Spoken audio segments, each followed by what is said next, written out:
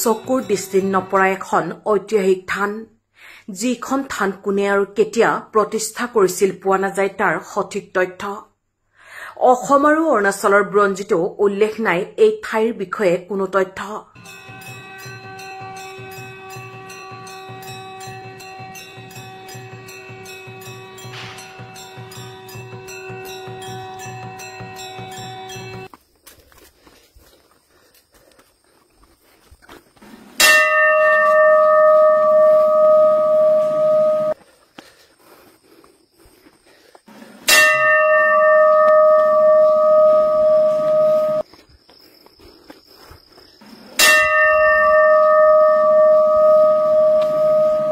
থানখনৰ নাম হৈছে বাসুদেৱ থান এই বাসুদেৱ থানখন জোনাই সমজিলাৰ অন্তৰ্গত লাইমেকুৰিৰ 515 নং ৰাষ্ট্ৰীয় ঘাইপথৰ পৰা প্ৰায় 8 কিলোমিটাৰ উত্তৰ দিশে থকা পাহাৰৰ টিলাত অৱস্থিত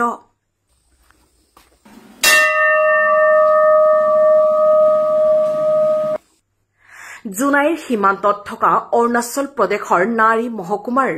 ডিকাৰী নৈৰ সমীপত অৱস্থিত এইখন নাৰী পাহাৰতে আছে ভগৱান বাসুদেৱে জিৰণি লোৱা ঐতিহাসিক ঠাই বাসুদেৱ থান জনশ্ৰুতি অনুসৰি বিদৰ্ভ ৰাজ্যৰ ৰজা ভীষ্মকৰ কন্যা ৰুক্মিণীক সদিয়াৰ সমীপৰ কুণ্ডিল নগৰৰ পৰা ভগৱান শ্ৰীকৃষ্ণই হৰণ কৰি মূৰ্কংশ্লেষ হৈ যাওঁতে ডিকাৰী নৈৰ সমীপৰ এইখন পাহাৰৰ টিলাত জিৰণি লৈছিল শ্ৰীকৃষ্ণ আৰু ৰুক্মিণীয়ে জিৰণি লোৱা এই ঠাইখন কালক্ৰমত পৰিচিত হল বাসুদেৱ থান হিচাপে এই বাসুদেৱ থানৰ চৌপাশে পৰিলক্ষিত হয় হিন্দু ধৰ্মীয় স্থাপত্য আৰু ভাস্কৰ্যৰ চিহ্ন এইখিনিতে উল্লেখ কৰিব পাৰি যে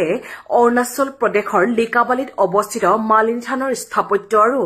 এই বাসুদেৱ থানৰ স্থাপত্যৰ দেখিবলৈ পোৱা যায় সাদৃশ্য শ্ৰীকৃষ্ণৰ পদধূলিৰ পৰা এইখন থানত দৰ্শন কৰিলে মনৰ বাঞ্ছা পূৰ্ণ হয় বুলি স্থানীয় লোকৰ মাজত আছে লোকবিশ্বাস ভক্তৰ সকলো আশা পূৰ্ণ হয় বুলি বিশ্বাস আছে এই বাসুদেৱ থান দৰ্শন কৰিলে ইফালে নাৰী পাহাৰৰ টিলাত অৱস্থিত এই বাসুদেৱ থানৰ পৰা উপভোগ কৰিব পাৰে ডিকাৰী নৈৰ নৈসৰ্গিক দৃশ্য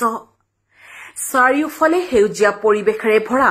আৰু ডিকাৰী নৈৰ নৈসৰ্গিক পৰিৱেশে আপ্লুত কৰে ভক্তৰ মন বছৰৰ মাঘ বিহুত বাসুদেৱ থানত দেশৰ বিভিন্ন ঠাইৰ ভক্তৰ সোঁত বয়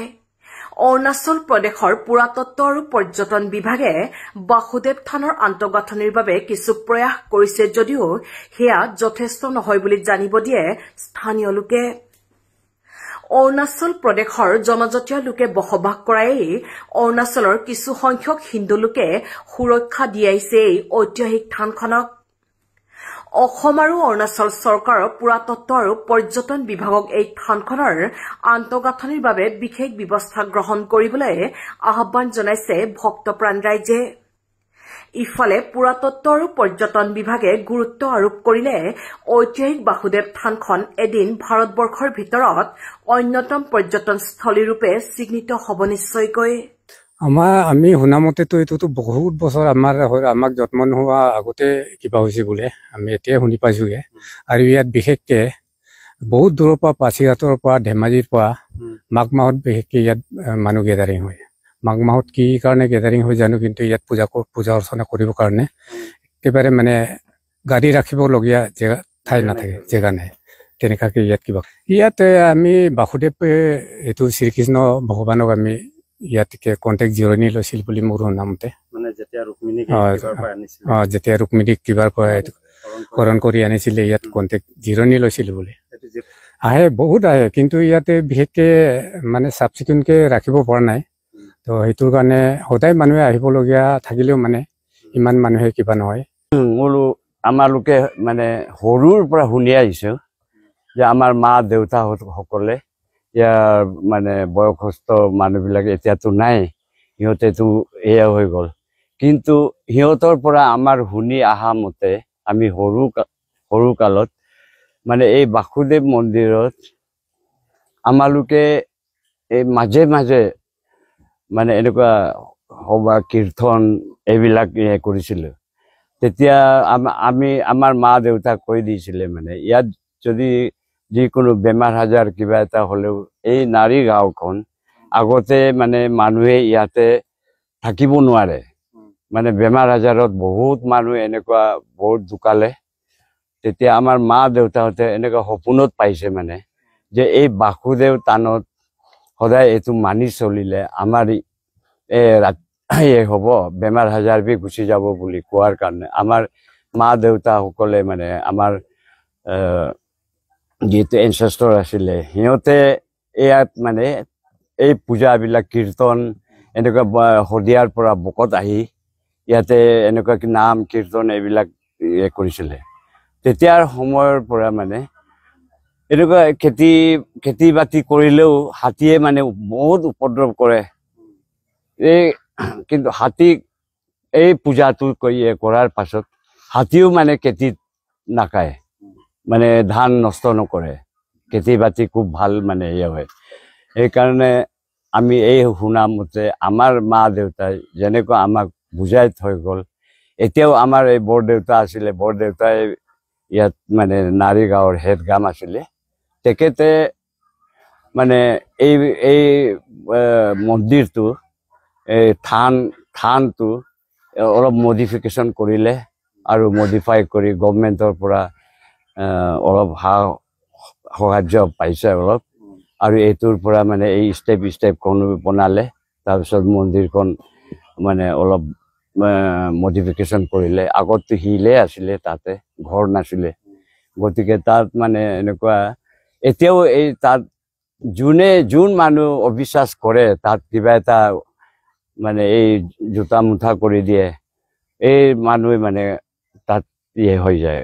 মানে গম পাই যায় বেমাৰ আজাৰ কিবা এটা ঘটনা হ'বই দেখাই দিয়ে গতিকে এইটো সদায় আমালোকে মানি চলো এতিয়াও কিছুমান ইয়াতে এটা বেলেগ ধৰ্মৰ হেৰিবিলাকতো ইমান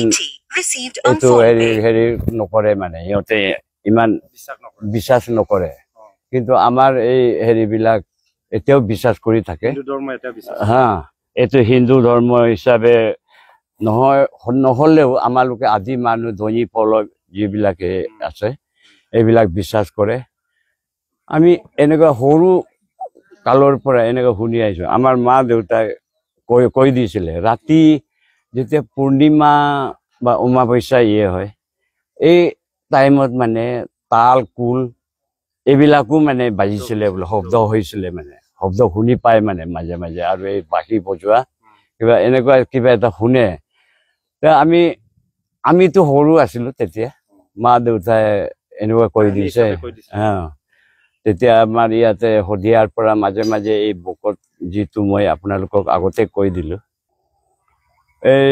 হেৰিবিলাক মানে মা দেউতা পূৰ্বৰ যিটো নেকি হেৰিবিলাক এই কৈ দিছে মানে ইয়াতে ৰুক্মিণী